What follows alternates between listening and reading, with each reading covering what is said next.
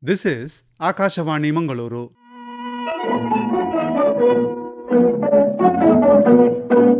Yuvavani. Dear friends, welcome to today's English Yuvavani program. In today's program, there are two talks. Yajusha Sasthana will speak on the Kannada dialect Kundagannada or Kundapra Kannada in connection with the World Kundapra Kannada Dina, August 4, that is tomorrow, and Hani Madappadi will speak on the topic Dinacharya, an Ayurvedic concept of daily diet regime. In the beginning, it is Yajusha Sasthana with her speech on Kundagannada in connection with the World Kundapra Kannada Dina, August 4, that is tomorrow. Language is the product of the thought and behavior of a society. Language and culture have a complex, homologous relationship. It is often considered as a symbolic presentation of a culture. Society and culture influence the words that we speak, and the words that we speak influence society and culture. It is because thousands of years ago, when life came into existence, human beings started using language and gradually formed family units. Then, perhaps, language evolved, and when people began to speak, they started building relationships, building civilizations, and in the process, culture was also created. Culture came into the forefront because of the evolution of language. Thus, the actual language that we speak plays a role in shaping our reality and influences our cultural identities and our social realities. India is a land of immense linguistic diversity, with a rich tapestry of languages that reflects country's historical, cultural, and geographical variations. India is a land of immense linguistic diversity, with a rich tapestry of languages that reflect country's historical, cultural, and geographical variations. With over 1,600 languages and dialects spoken by the citizens, India is a melting point of linguistic and cultural diversity. With over 1,600 languages and dialects spoken by the citizens, India is a melting pot of linguistic and cultural diversity. Spoken language across India changes gradually. From Kashmir in the north to Kanyakumari in the south, to Gujarat in the west to Arunachal Pradesh in the east, every 5 to 10 miles one will find a new dialect spoken by the people. The total number of speakers for each language also vary greatly, which contributes to the language richness of the land. While it simply means the number of different languages in each geographical area, in India, Hindi is most widely spoken by the people. But there are more than 9 states where 6 or more languages are spoken by the people, along with the different language variations that exists within the state. It is very interesting to note that Karnataka has the highest language richness in the country, with about 9 different languages spoken by the people. Kannada is one of the oldest Dravidian languages, which is spoken by the people of Karnataka. Kannada, as a language, is a fine example where dozens of varieties exist. This classical language has a written history of about 1,500 years, and the spoken form is much more older. Most of the linguists seem to misunderstand that there is no significant difference between the spoken Kannada and the written Kannada in the coastal regions of Karnataka. Based on the unique vocabulary, one can identify the varieties within Kannada in the coastal regions, which is largely categorized as a social dialect. For an outsider, Kannada may appear as a monolith, but for the speakers of Kannada in various regions of Karnataka, the type or variety of Kannada they speak forms their geographical, caste, and class identity. The structure or grammar of all the varieties of Kannada is the same. The basic difference is at the level of phonology, morphology, vocabulary, and the tone. One must accept the fact that every variety is a cultural world. Each region of the state, indeed each city, town and village displays some unique features in its spoken Kannada. One such type is Kundapura Kannada or Kundagannada, a unique dialect of Kannada spoken by the people in and around Kundapura. The native speakers are spread across three taluks from Brahmavar in the south to Shirur in the north and till Siddhapura and Hebri in the east. The natives are proudly called and recognized as Kundaprians. Though these were a part of Tulu-speaking regions for ages, with the rule of Nayakas of Ikkeri, the whole scenario turned around, making Kundagannada the major language of the region. With the advent of Marathas, Portuguese and then the British, Marathi, Urdu, Konkani, Hindi and English also entered the family of languages. But the influence of these foreign languages on the native language here is negligible, as it remains undiluted and retains the natural and ancient accent of Kundagannada language. Kundapra Kannada is considered as a variant of Hale Kannada or Old Kannada, as it retains certain aspects of old usage of Kannada. The elegance in speech, melody, expressive quality, poetic style, and many such qualities can be seen in the words and proverbs of the language. The unique feature of the language lies in the breaking and bending of the suffixes and the speed in which the words are uttered and the language is spoken. This distinct feature adds to the economic usage of the words. For instance, a four-letter word like Hogabeku in the standard Kannada is reduced to 1.5-letter word Hoik in Kundapur Kannada.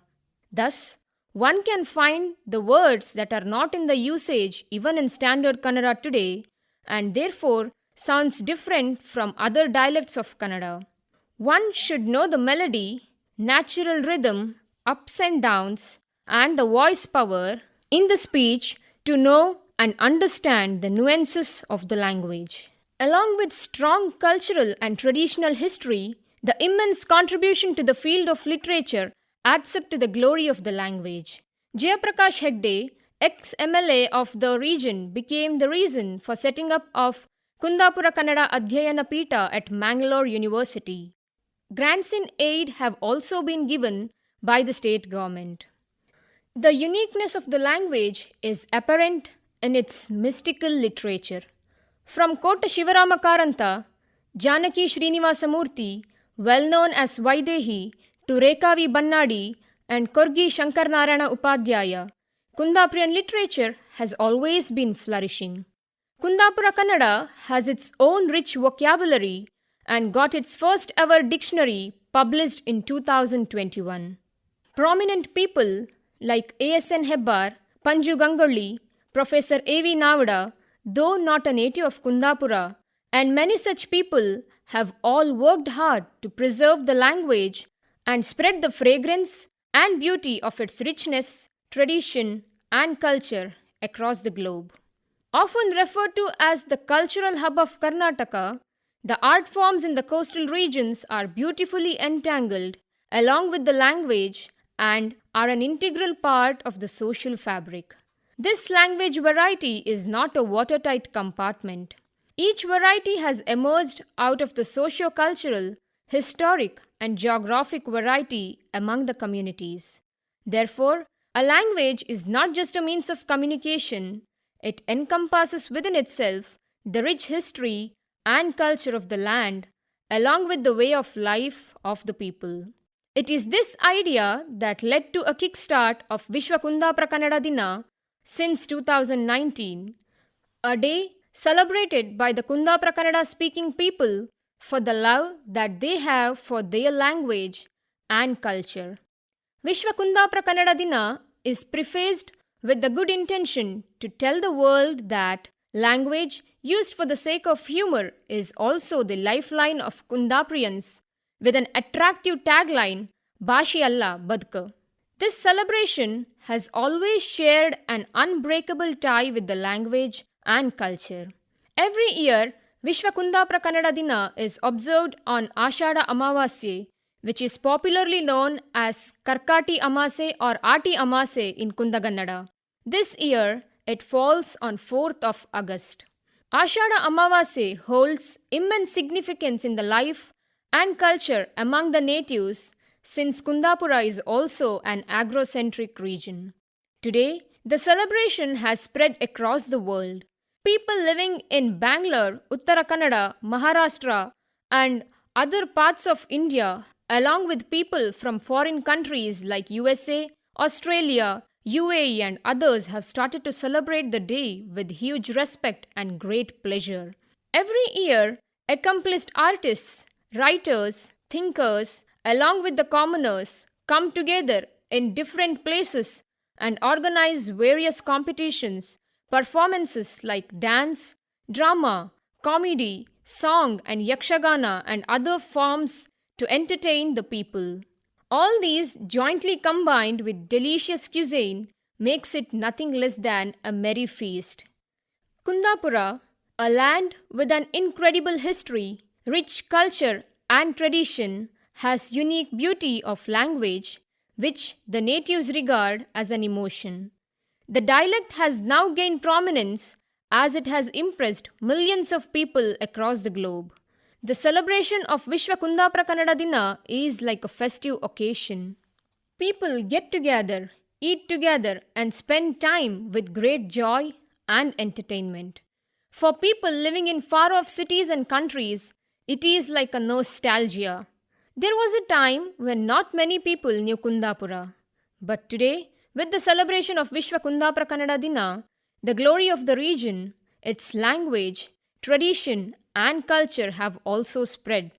These leave behind a permanent mark in the world and its history. The celebrations are not only a joyful get together, but are also a way to preserve the tradition, language, practice, culture, and the values in the modern era.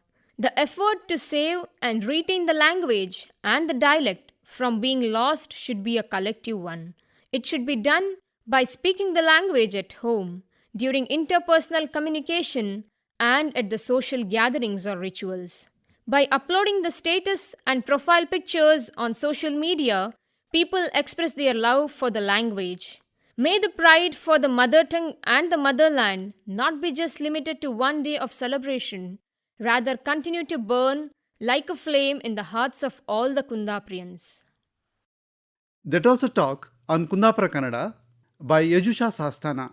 Now, Hani Madappadi will speak on the topic Dinacharya. As everyone knows, there has been a significant increase in cancer, heart disease, respiratory disorders, and obesity in recent years. A major contributing factor is the shift in lifestyle.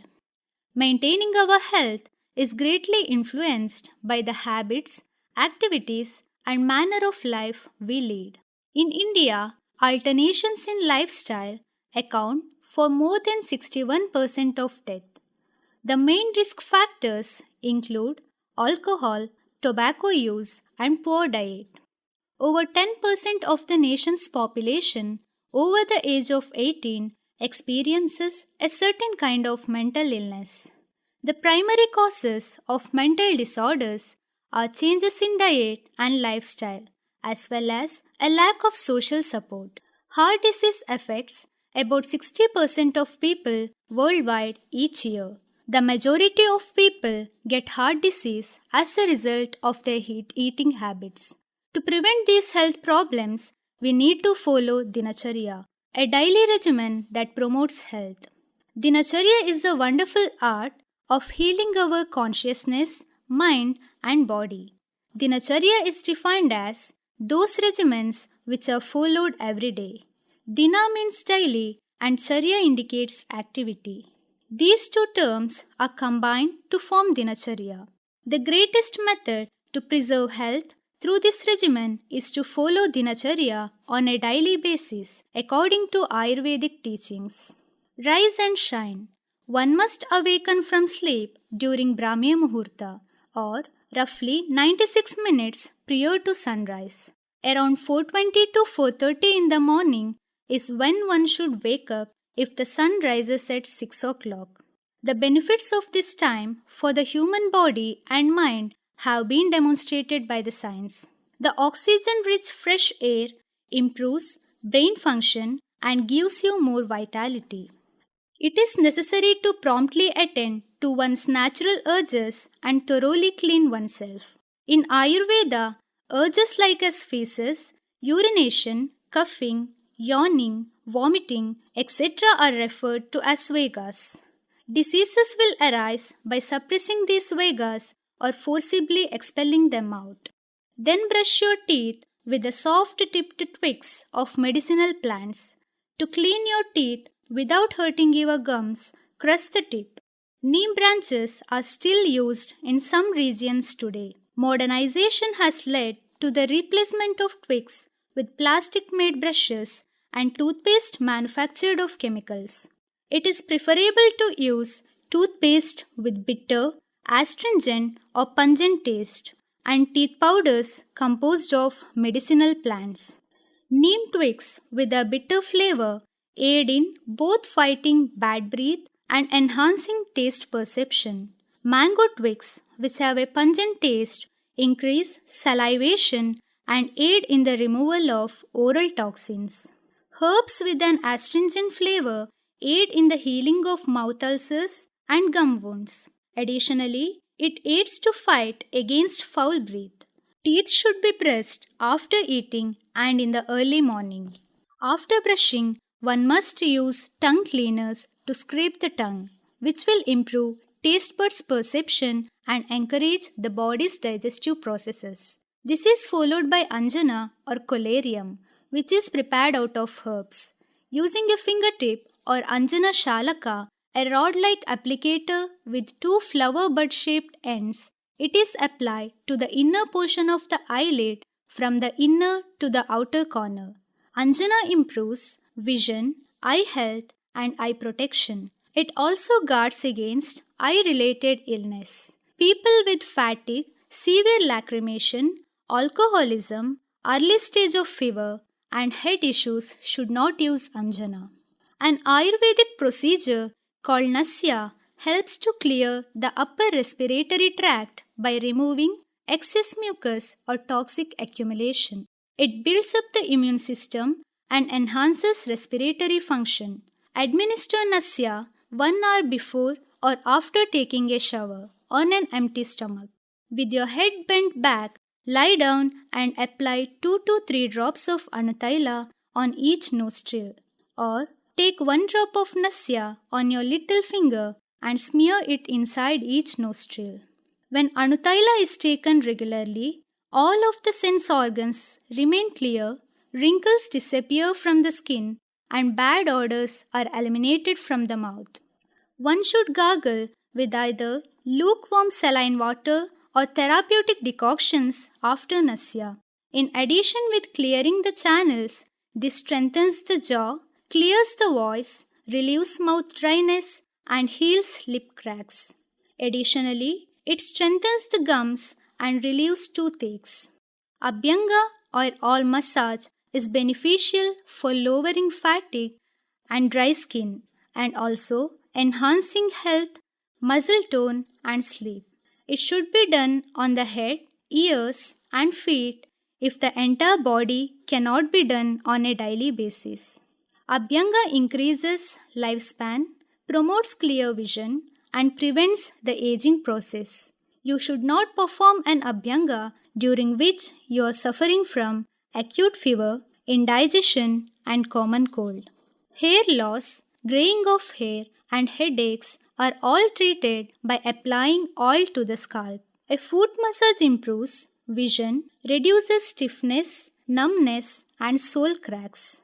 Ear oiling helps the body to produce and sustain a healthy quantity of ear wax and reduces the discomfort in the muscles of the jaw and neck.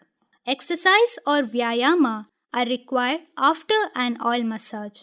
Before exercising, there are a few guidelines that must be followed. It is important to remember who is not supposed to do exercise, how long should an exercise session last depending on the season, what issues does excessive exercise cause. Exercise should not be done by people who are too old or too young. suffering from vata, pitta, or indigestion. Excessive physical activity can lead to several health problems such as dehydration, weight loss, asthma, blood issues, fever, coughing, vomiting, and more. Therefore, you should do exercise to the extent of half of your body's strength. Appearance of sweat, an increase in breathing, a sensation of lightness in the body, a fatigue in the chest area are the signs that an exercise routine is being followed appropriately and sufficiently. Exercise will help you to feel lighter, efficiency to perform physical activity, improve digestion, reduce fat, and build well defined muscles. After exercise comes Udvartana. Ayurvedic treatments like Udvartana involve applying a specially prepared herbal powder to the body in quick upward strokes. Herbal oil is not utilized during the treatment because it is a dry massage. Udvartana promotes blood circulation, enhances muscle tone and strength, enhances joint and limb mobility, and helps to reduce obesity. Take a bath after Udvartana using lukewarm water for your body and still cool water for your head. Bathing increases body strength, sexual drive, digestion, and longevity. It lessens burning sensation, tiredness, sweating, and itching. Warm water is not advised for use on the head since it can irritate the eyes and hair. It is not advisable to take a bath right after eating because this will produce a sharp drop in body temperature which will affect the digestive fire and increase the risk of several diseases. Bathing should not be done by people with facial paralysis, eye, mouth, or ear disorders, diarrhea, or distension of the abdomen. Spend a little time in meditation.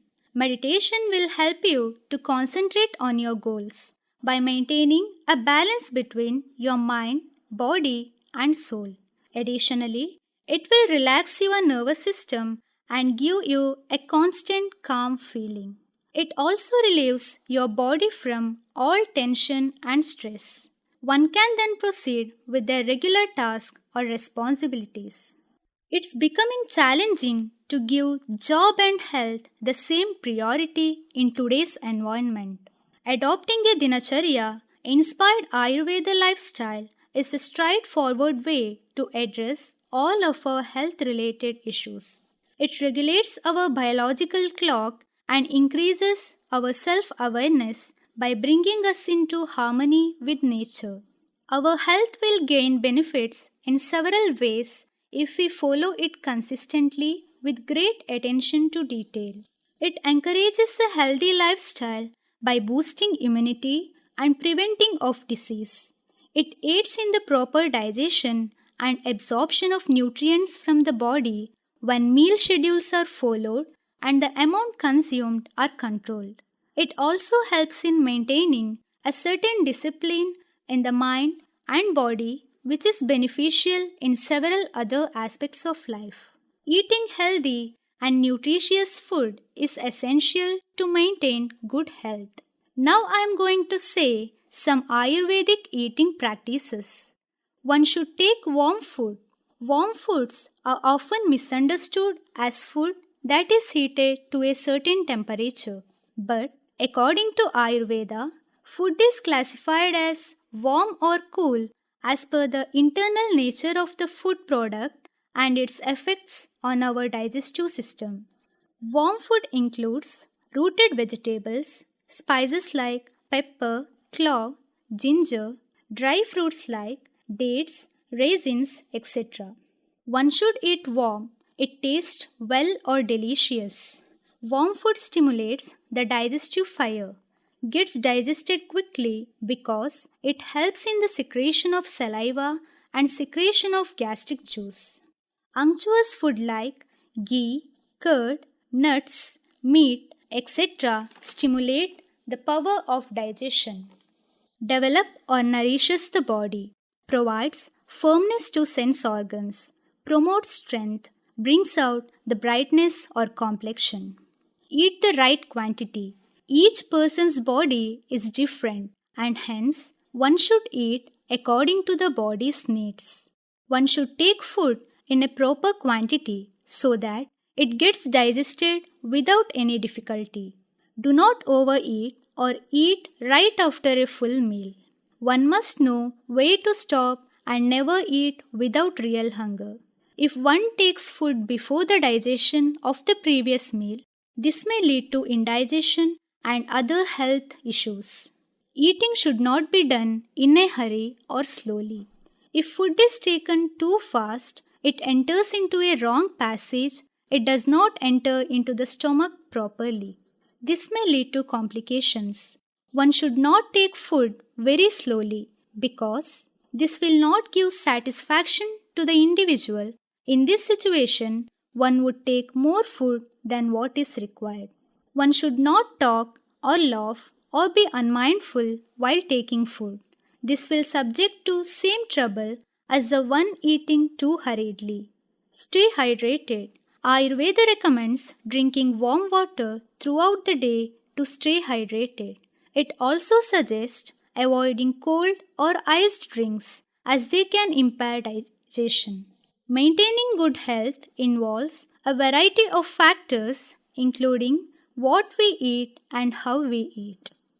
We all are aware that our health is the most important wealth that we have. So, make a healthy lifestyle a priority. That was Dinacharya, an Ayurvedic diet regime, a talk delivered by Hani Madappadi.